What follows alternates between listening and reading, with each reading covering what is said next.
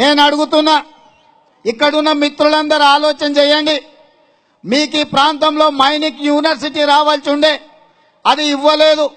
జిల్లా ఇవ్వాల్సి ఉండే, అది ఇవ్వలేదు. అత్యంత పురాతనమైన ములుగు రెవెన్యూ డివిజన్లో బస్సు డిపో రావాల్సి ఉండే, అది ఇవ్వలేదు. కనీసం మహిళా డిగ్రీ కళాశాల కూడా ఇవ్వలేదు. అపారమైన అటవీ సంపద, అపారమైన జలపాతాలు, ఖనిజ సంపద, ఎర్రమట్టి, డోలమైట్, నల్ల ఖనిజ సంపదను టిఆర్ఎస్ పార్టీ గోదావరిలో ఉండే ఇసుక, వీటన్నిటికీ కేసీఆర్ కు దోపిడీ చేసుకోవడానికి, ఆస్తులు సంపాదించుకోవడానికి ఇవాళ ములుగు పనికొస్తుంది, కానీ అభివృద్ధికి మాత్రం ములుగు కనిపిస్తలేదు.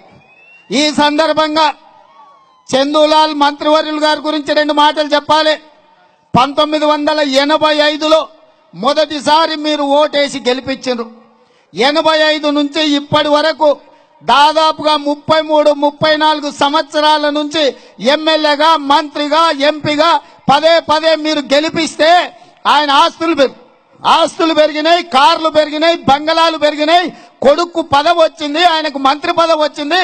ఆ మంత్రి పదవిలో కొడుకు దొంగ సంతకాలు పెట్టి లంచాలు తీసుకుంటుంటే అడగలేని పరిస్థితుల చందూలాల్ మంత్రి గారు ఉన్నారంటే మీ ప్రాంత గౌరవాన్ని ఎలా తాకట్టు పెడుతుండో ఒక్కసారి ఆలోచన చేయండి. ఈ పక్కన ఉన్న జంపన్న వాగు కానీ, లేకపోతే సమ్మక్క సారలమ్మ జాతర కానీ, జాతరలో జరిగే పనులకు కమిషన్లు లేకుండా చందూలాల్ కుటుంబం పనులు చేయించిందా మీరు ఒక్కసారి ఆలోచన చెయ్యండి. గతంలో పోడెం వీరయ్య గారు ఉన్నా, మా అక్క సీతక్క ఉన్నా, ఈ సమ్మక్క సారలమ్మ జాతర పనులల్లా 24 గంటలు అక్కడ నిలబడి భక్తులకు అండగా నిలబడి ఇతర రాష్ట్రాల నుంచి వచ్చిన ప్రతి ఒక్కరిని ఆతిథ్యం ఇచ్చి గౌరవం ఇచ్చి పంపిస్తే ఇవాళ కేవలం చందూలాల్ గారి కుటుంబానికి దోసుకోవడానికి మాత్రమే సమ్మక్క సారలమ్మ జాతర ఉపయోగపడుతుందంటే ఆ కుటుంబం ఈ నియోజకవర్గాన్ని పట్టి ఎలా పీడిస్తుందో మీరు అర్థం చేసుకోవాల్సిన అవసరం ఉన్నది. ఇవాళ నేను అడుగుతున్నా, వాళ్ళ మార్కెట్ కమిటీ చైర్మన్ నియామకానికి కూడా డబ్బులు తీసుకున్నాడని వాళ్ళ నాయకుడే లేఖలు బయట పెడితే, అవినీతి ఎవరైనా పాల్పడితే కొడుకునైనా బిడ్డనైనా జైలుకు పంపుతున్న కేసీఆర్ ఈ మంత్రి మీద ఎందుకు చర్యలు తీసుకోలేదు? అదే విధంగా నీ బంధువు జూపల్లి కృష్ణారావు గతంలో ఆయన ప్రుడెన్షియల్ బ్యాంకును ముంచితే ఆయన కొడుకు జూపల్లి అరుణ్ ఎస్బీఐ బ్యాంకును 86 కోట్లకు ముంచిండు. సిబిఐ విచారణ జరుగుతుందని చెప్పి ఇలా పత్రికలలో రాస్తున్నారు. నేను అడుగుతున్న రాష్ట్ర ముఖ్యమంత్రిని, నువ్వు గాని, నీ కొడుకు గాని, నీ అల్లుడు గాని, నీ కూతురు గాని, నీ సడ్డకుని కొడుకు గాని, నీ బంధువు జూపల్లి కృష్ణారావు గాని ఈ రాష్ట్రాన్ని దోచుకోవడానికి ప్రజలు ఓట్లేసి గెలిపించి లైసెన్స్ ఏమన్నా దోపిడీ కోసం నీకు లైసెన్స్ ఇచ్చిన నువ్వు నమ్ముతున్నావా? ఇలా దోచుకుంటుంటే మౌనంగా మనం ఉంటే తెలంగాణ సమాజానికి మంచిదా? ఒక్కసారి ఆలోచన చెయ్యండి. ఇవాళ అందుకోసమే తెలంగాణ ఉద్యమం సందర్భంగా చంద్రశేఖరరావు గారు 14 సంవత్సరాలు చెప్పిండ్రు, నీళ్లు, నిధులు, నియామకాలు, నీళ్లు ఆంధ్రాకు తరలిపోతున్నాయి, నిధులు ఆంధ్ర వాళ్ళు కొల్లగొడుతున్నారు, నియామకాలు సచివాలయంలో అన్ని ఉద్యోగాలు ఆంధ్రలకే ఉన్నాయని 610 జీవో వేసినప్పుడు పెద్దలు ఉత్తమ్ కుమార్ రెడ్డి గారి నాయకత్వంలో ఆంధ్రప్రదేశ్ తెలంగాణ ఉద్యోగస్తులను విభజించాలంటే వాళ్ళు చదువుకున్న వివరాలు కావాలంటే ఇవ్వకపోతే కేసీఆర్ ఒక మాట చెప్పిండు.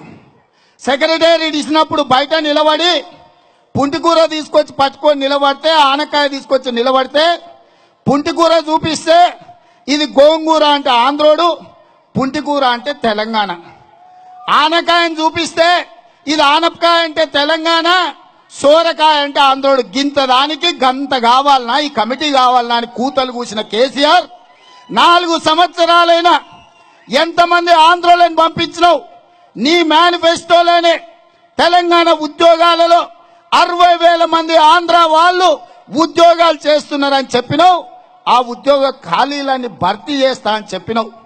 తెలంగాణ యువకుల సెంటిమెంట్ను రెచ్చగొట్టినావు. తమ బ్రతుకులు బాగుపడతాయని ఆంధ్ర వాళ్ళ మీద ఉసిగొల్పి మన నీళ్లు నిధులు నియామకాలు అన్ని కూడా ఆంధ్ర వాళ్ళు కొల్లగొట్టిందని వాళ్ళ మీద ఉసిగొలిపి నువ్వు రాజకీయంగా లబ్ధి పొందినవు కదా. మరి ఈ 4 సంవత్సరాలలో ఈ దోపిడీకి పాల్పడ్డ వాళ్ళ ఎవరి మీద చర్యలు తీసుకున్నావు అని చెప్పి నేను ఈ రాష్ట్ర ముఖ్యమంత్రిని అడుగుతున్నా. మేము ఆ మధ్యలో అడిగినాం, ఇవాళ నువ్వు పిలిచిన టెండర్లన్నీ ఆంధ్ర వాళ్ళకే వచ్చినాయి. మేము టెండర్లు పిలిస్తే వాళ్ళకి ఎలిజిబిలిటీ ఉంది, వాళ్ళకే అర్హత వచ్చిందని. అంతకంటే ముందు ఫీజు రియంబర్స్మెంట్ విషయంలో ఆంధ్ర వాళ్ళ పిల్లలు వాళ్ళకి తెలంగాణ ప్రభుత్వం ఫీజు రియంబర్స్మెంట్ ఇవ్వాలంటే 1956 కంటే ముందు తెలంగాణ రాష్ట్రంలో వాళ్ళ తాతలు ముత్తాతలు వస్తే వాళ్ళ పిల్లలకు మాత్రమే ఫీజు రియంబర్స్మెంట్ ఇస్తామని జీవో ఇచ్చిండు. మరి ఆ జీవో కోర్టు కొట్టేసింది. నేను అడుగుతున్నా, ఇదే సూత్రం 1956 కంటే ముందు తెలంగాణ పుట్టిన బిడ్డల కంపెనీలకే కాంట్రాక్ట్లు ఇస్తాం, ఆంధ్ర వాళ్ళకి ఎవరికి కూడా కాంట్రాక్ట్లు ఇవ్వం, అంతకంటే ముందున్న వాళ్ళకే ఇస్తామనే నియమ నిబంధన పెట్టుంటే మొత్తం కాంట్రాక్టులు తెలంగాణ బిడ్డలకే వచ్చుండేటివి కదా. ఇక్కడ మాత్రం ఆ సూత్రం చెప్పడు. వీడియో నచ్చిందా? అయితే ఓ లైక్ వేసుకోండి, లేదంటే ఓ కామెంట్ చేయండి. ఎప్పటికప్పుడు మా వీడియోస్ చూడాలంటే సబ్స్క్రైబ్ చేసుకోండి.